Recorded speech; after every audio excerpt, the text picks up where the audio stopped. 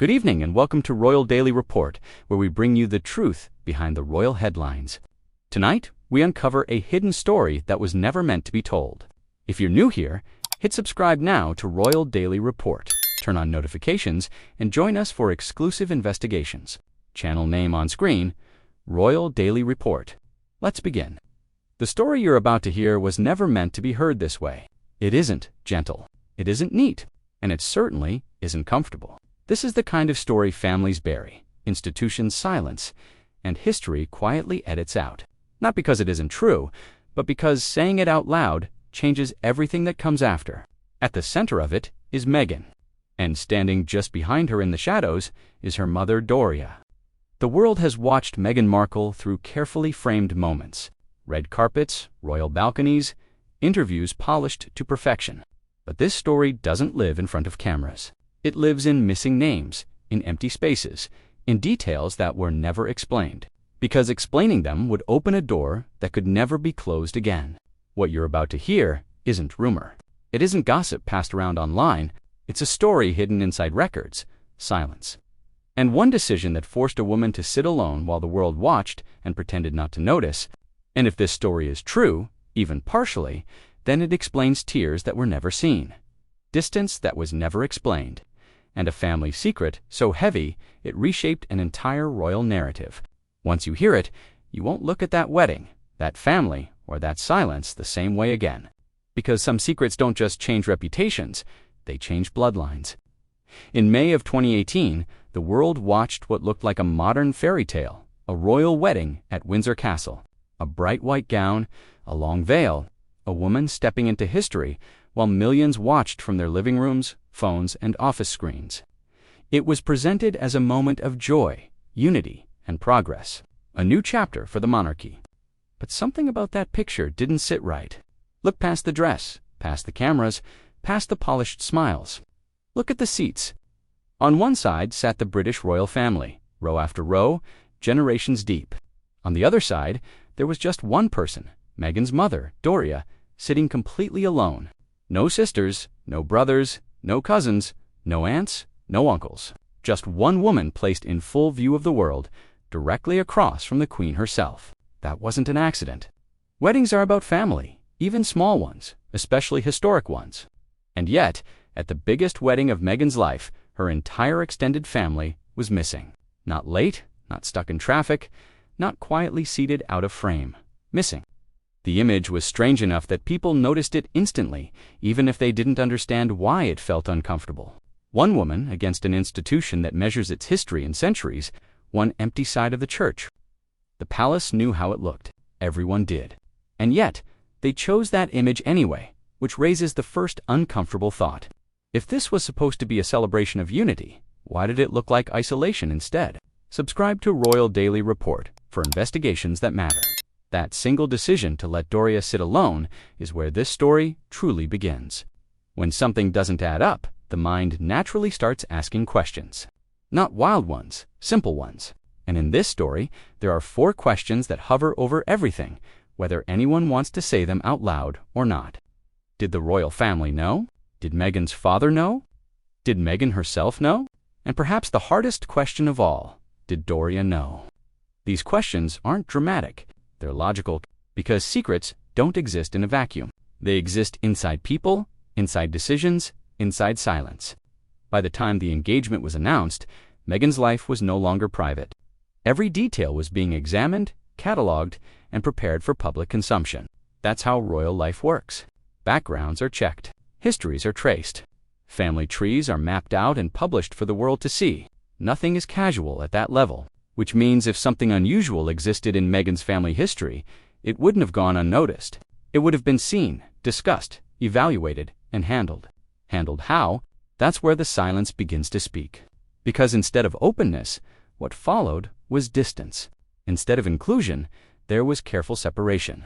Instead of explanation, there was a quiet agreement to say nothing and hope no one looked too closely. But someone did look, and what they found wasn't loud. It wasn't scandalous on the surface. It was something far more unsettling. A blank space. Royal Daily Report uncovers what was meant to stay hidden. When Meghan and Harry's engagement was announced, British newspapers did what they always do. They published her genealogy, a full family tree, neatly laid out generation by generation. Names, dates, places, a visual history meant to reassure the public that everything was in order. But buried inside those charts was something that shouldn't have been there. Or rather, something that wasn't where Doria's mother's name should have been. There was nothing. Just a blank space. No explanation, no footnote, no correction later issued. At first glance, it might seem like a simple error. Records get messy. Names get lost. But this wasn't a single document. Across multiple records, the same omission appeared again and again. Always the same missing piece. A mother without a mother. That's not a small detail. That's one of the most basic facts in any family tree. And when something that basic is missing repeatedly, it stops looking like a mistake and starts looking like a decision. People tried to make sense of it quietly. Maybe there had been an adoption. Maybe the information was incomplete. Maybe the records just hadn't caught up yet. But time passed and nothing was filled in. The blank remained, and that blank did something powerful. It invited a question no one wanted to answer. What would happen if that name was written down? Because whatever it was, someone had decided it was safer to leave an empty space than to tell the full story. And that empty space would not stay empty forever. For 8 long months after the wedding, that blank space stayed exactly where it was. No correction, no clarification, no quiet updates slipped into the records. Don't miss this. Subscribe to Royal Daily Report. And then slowly, without announcement or explanation, a name appeared. Janet Arnold. Just like that, the empty space that had raised so many questions was suddenly filled. Janet Arnold, born in 1929 in Sandusky, Ohio, died in the year 2000. A full lifespan, a real person, a real name, and once there was a name, everything changed because names unlock doors. They lead to birth certificates, death certificates, burial records, census listings, church documents, the kind of records that don't tell stories with emotion, but with dates, places, and undeniable connections. Before Janet Arnold, there was nothing to trace. After Janet Arnold, there was no place left to hide, and the timing mattered. This wasn't discovered years later by chance. This name surfaced after the wedding, after the vows were said, after the world had already accepted the fairy tale, which raises a quiet but unsettling thought. If this information existed all along, why did it only become visible once it was too late to turn back? That single question pushed the story forward, because now the trail was open, and the deeper it went, the stranger it became. At first, the records looked normal. Janet Arnold had a father named James T. Arnold.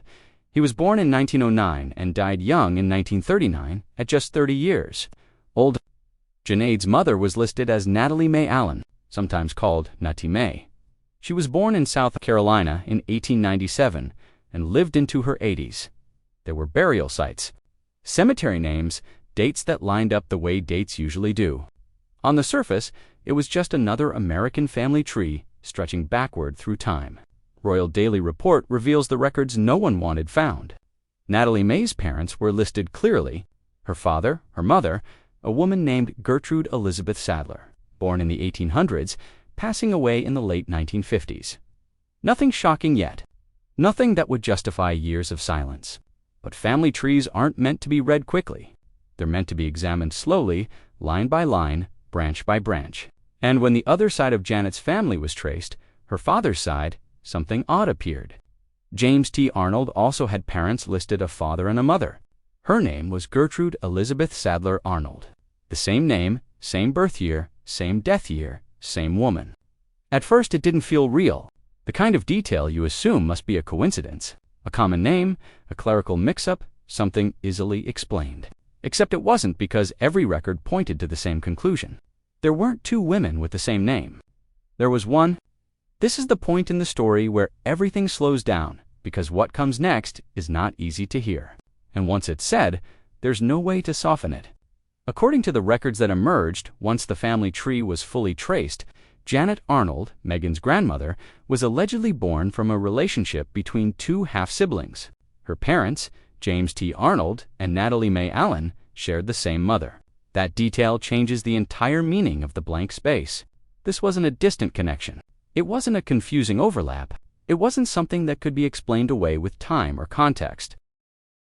It was a direct bloodline loop. Keep watching Royal Daily Report for the full truth.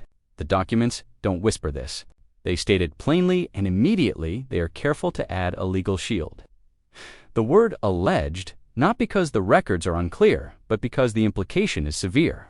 This kind of relationship was never considered acceptable. Not socially, not legally, not even in eras where royal families married cousins to preserve power. And that explains the fear, because this wasn't just an uncomfortable family detail. This was the kind of truth that reshapes how a lineage is seen. The kind of truth that forces institutions to choose between exposure and silence. And silence won for decades. By the time Meghan became seriously involved with Prince Harry, her life was no longer her own. The royal household doesn't leave things to chance.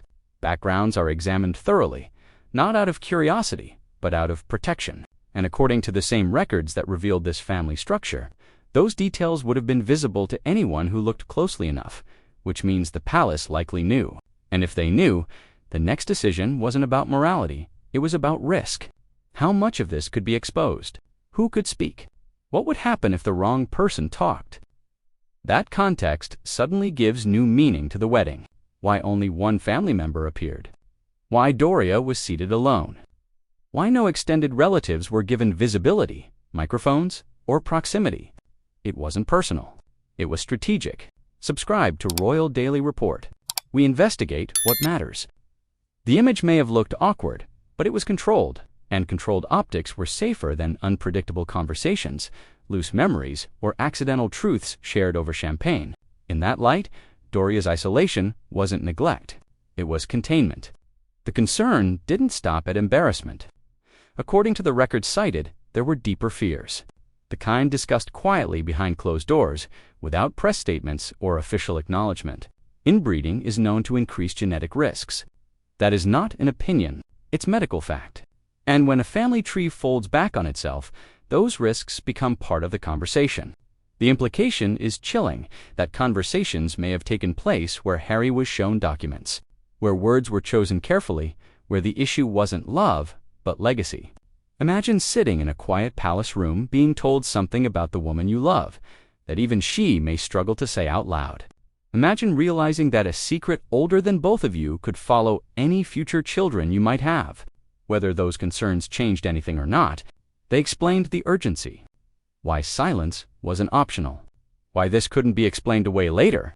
Why once the marriage happened, the safest option was to say nothing and hope the past stayed buried. But secrets rarely stay buried forever. When you look back now, certain choices start to make sense. Meghan's distance from many of her U.S. relatives, the absence of public family gatherings, Doria appearing only when absolutely necessary, then retreating again into privacy. None of this proves guilt. None of it assigns blame. No one chooses how they are born. The scandal here isn't blood. It isn't ancestry.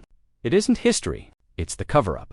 Because when powerful people decide that silence is safer than truth, that silence becomes a character in the story. It shapes behavior. It dictates optics. It forces people into isolation they didn't ask for. That blank space on the family tree wasn't empty by accident. It was empty because filling it in would have told a story no one was ready to hear. And yet here it is. A missing name, a hidden mother, a family tree that loops back on itself. In a royal wedding where what wasn't shown mattered more than what was, the record ends with a warning. Not about scandal, but about secrecy. Because history doesn't destroy powerful families. Cover-ups do. And once a secret is uncovered, the silence around it becomes louder than the truth ever could. That is the story Meghan carried into the royal world. Not just her own choices, but the weight of a past everyone worked very hard to keep buried.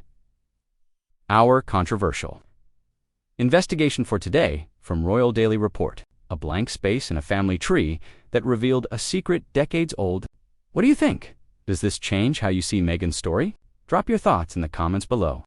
If this shocking report opened your eyes, subscribe now to Royal Daily Report. Hit the bell for notifications, like this video, and share it with friends who want the real royal truth. We'll continue following this and all royal developments. Thanks for watching. Stay curious, stay informed. Royal Daily Report, signing off. See you in the next investigation. Fast.